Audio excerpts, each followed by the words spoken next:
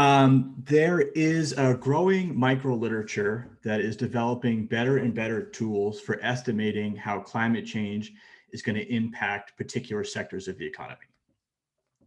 My co-authors and I are interested in using macro theory to understand the aggregate consequences of these sector level impacts. And what I'm going to show you today is going to be focusing on how climate change impacts the US economy. So it's well known that in the US and other developed countries, the relative price of investment has been falling over the last several decades. And there's a long macro literature that argues this reflects faster productivity growth in the investment sector. And furthermore, that this investment specific technical change has important implications for capital accumulation and growth. In this paper, we're going to be asking how climate change affects the relative productivity of producing investment and consumption.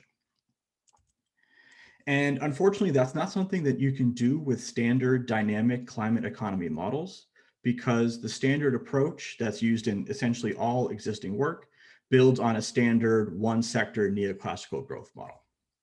So to give you a sense of what these models usually look like, I've pulled out two key economic equations. The first is essentially just a standard Cobb-Douglas aggregate production function, except we have this D of T term out front. So this is what we call a damage function, and T is some summary measure of the degree of climate change. So as T increases over time, D shrinks, and the economy is able to produce less output, holding the quantities of capital and labor fixed. And then as in any standard neoclassical model, that output can be divided between consumption and investment. And importantly, this presumes that climate change can't affect the trade-off between producing these two aggregate goods. So what we're going to do is build an aggregate model that's going to allow for these differential damages. And more specifically, we're going to build a model, a structural change model, in the spirit of HRV's 2020 Review of Economic Studies paper. And most importantly, what that means is we have a model where there's ongoing structural change, both within consumption and within investment. And we're going to combine that model with estimates of sector level climate impacts, drawing on those cutting edge micro tools I mentioned before. And we can combine these two things to think about the aggregate impact of climate change on the US economy. And we're going to be particularly interested in how the predictions of our model differ from what we would get if we used a more standard one sector model that doesn't allow for these differential damages. So in our model, the aggregate consumption and investment good are created from the value added of 5 underlying sectors: agriculture, mining and energy, services, manufacturing, and construction. And following standard national accounting definitions, we're going to assume that the value added from the first 4 sectors contributes to aggregate consumption value added. And we're also going to assume that it's these last 4 sectors contribute to investment value added.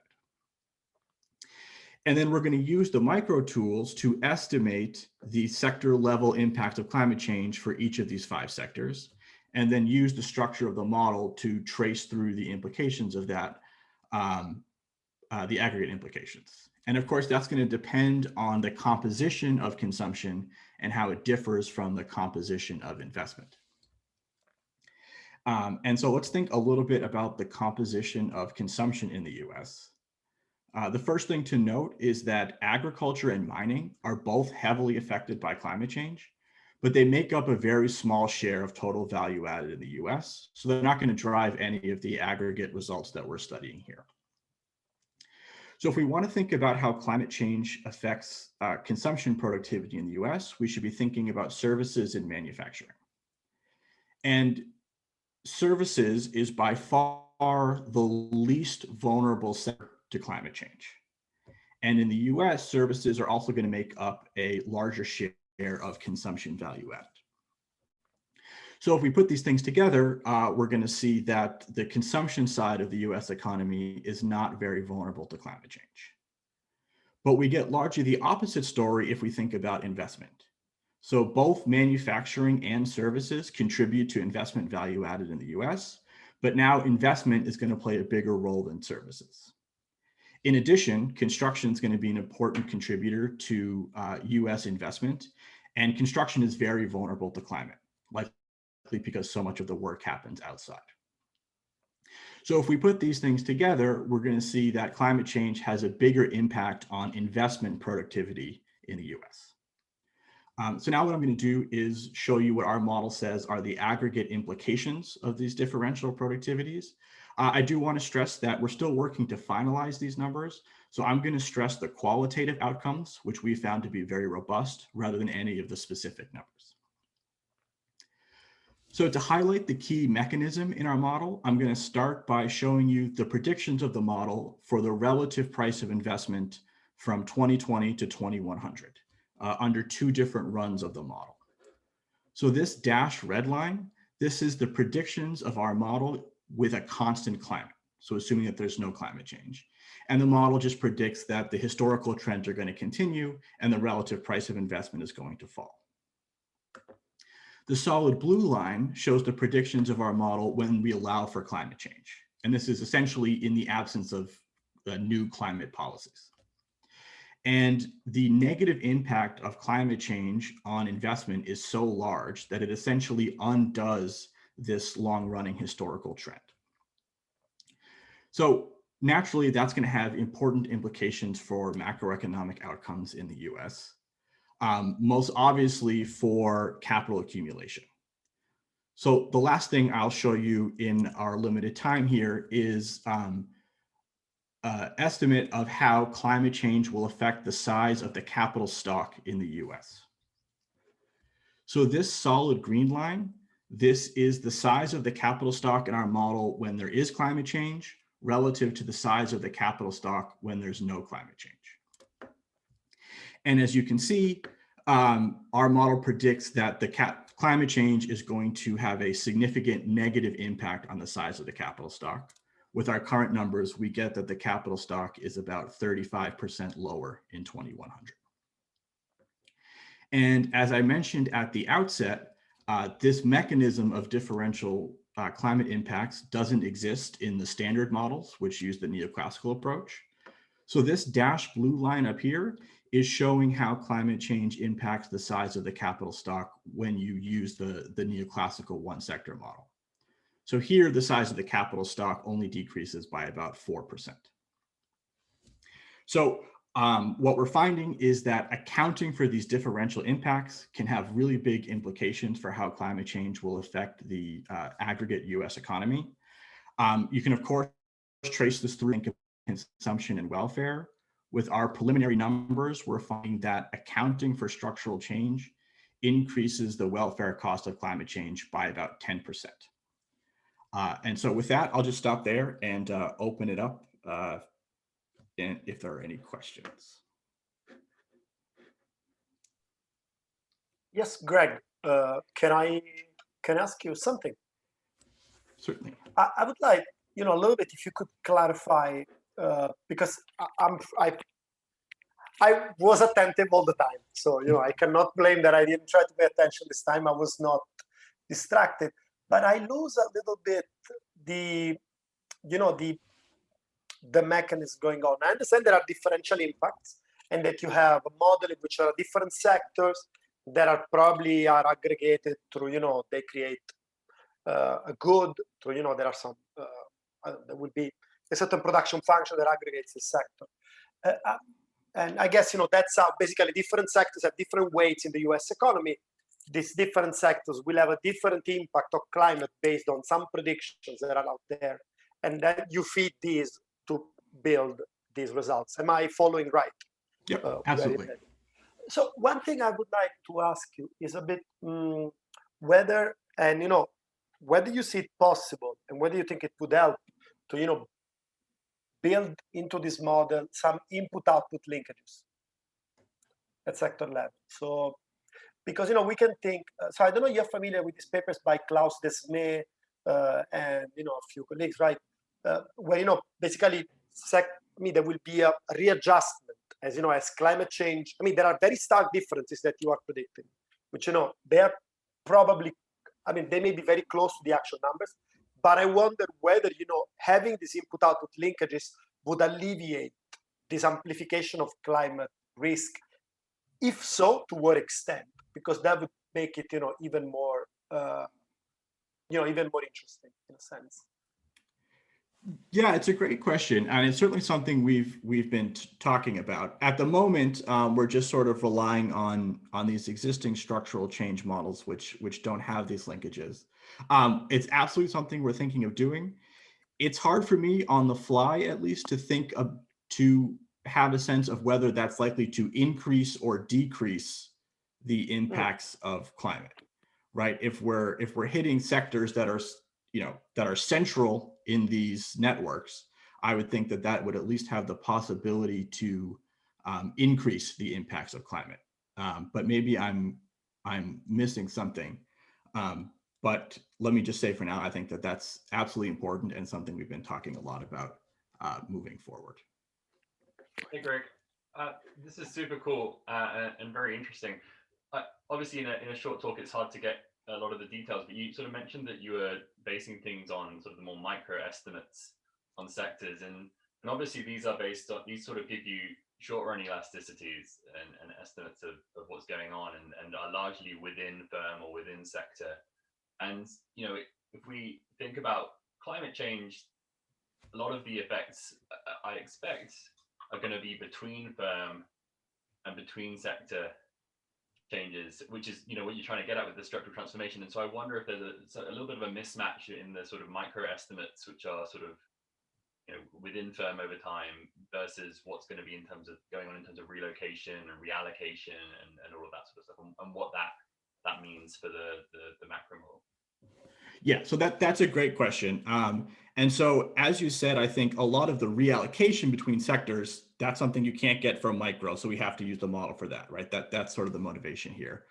As you also mentioned, I don't have much time to go into how we're doing the micro, but these recent developments in the micro literature are all about how do we extract the marginal effects of long-run changes in climate from short-run variation in weather.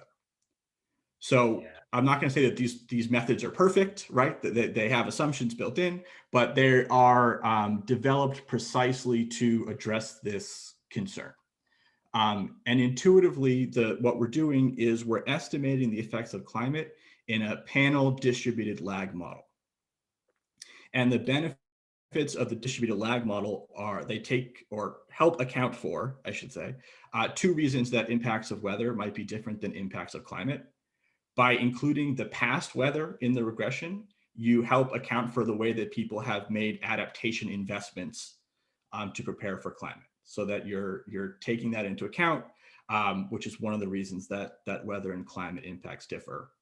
And then including the leads in the distributed lag model helps you account for the fact that people are changing their expectations about future weather realizations based on contemporary weather realizations. Yeah, so this is Derek Lemoyne stuff, right? Yeah, Derek Lemoyne and Jeff Schrader has a paper along similar lines as well. Yeah. Cool. Thanks. I had a quick unfair comment maybe, but agriculture seems so important for the US because it's importing agricultural products from countries that, of course, whose productivity will be severely affected by climate change, especially in this conference where there's lots of work on developing countries. So anything you can do on the trade side? Yeah, so there is some interesting work that looking at climate and structural change in trade models, but those are sort of necessarily static, just for sort of tractability reasons. And so here we're thinking, we've sort of gone the opposite route and abstracted from trade to think about the dynamics. I think the short answer is there's not an easy way to integrate those two and get a sort of fully fledged dynamic model, but certainly it's something that we need to think about more because the closed economy assumption, while common in these dynamic structural change models, is certainly not going to be fully accurate and fully capture the cost of climate change. Thanks. Even within the US, the agriculture still could be important, right? If you think, I mean, you're only getting first order effects. With nonlinearities, there could be sort of second order effects that might come into have some bite. So I should say I've sort of explained it in terms of first order effects and shares. The model certainly is nonlinear, right? We're solving a fully nonlinear model. So that part will be in here. And so, for example, the agricultural share is going to increase as a result of climate change, but it's so small to start with that it just doesn't bite very much for what's happening in the aggregate. But that's something that could be quite different, for example, in a developing country setting, right? If you had the agricultural share increasing 50%, starting from the baseline 1% in the US gives you a very different outcome than if you thought about the same effect in a setting where the baseline share was higher. Two things. One, just following up on that, are you assuming they're close to Leontief? That's what most people do between the sectors. So yeah, so on the consumption side, they are close to Leontief. Yeah. But then you get a very strong output effects by a drop in agriculture. Yeah, so I wish I could quote the exact number. I mean, they're not zero, right? They do matter, but it's actually where we started the project, was thinking about this agriculture and that reallocation, but it just doesn't have much bite in this setting. My second question was about construction. And I guess construction is really negatively impacted by climate change. I guess having grown up in the northern part of the US, I would have thought it would be the opposite, in the sense that it would expand the seasons when you could do construction. Although I could imagine that would change, that would lower measured productivity. It could actually increase output. I don't know. I just don't, it just struck me as odd. Yeah, so I grew up in Massachusetts, so I certainly am sympathetic to that idea. So the way that we're getting the impact of climate on construction, and it's consistent with what others have found as well, is, we're running these distributed lag models of value added in construction on these leads and lags of temperature. And the way that the climate literature mostly thinks about the impact of climate, it's less about changes in averages, which don't seem to matter as much, but about extreme weather outcomes. So if it's really hot or really cold, it's hard to do construction. And those small changes in averages, which certainly would make me think it's a lot more pleasant to do construction, don't seem to be what drives climate impacts.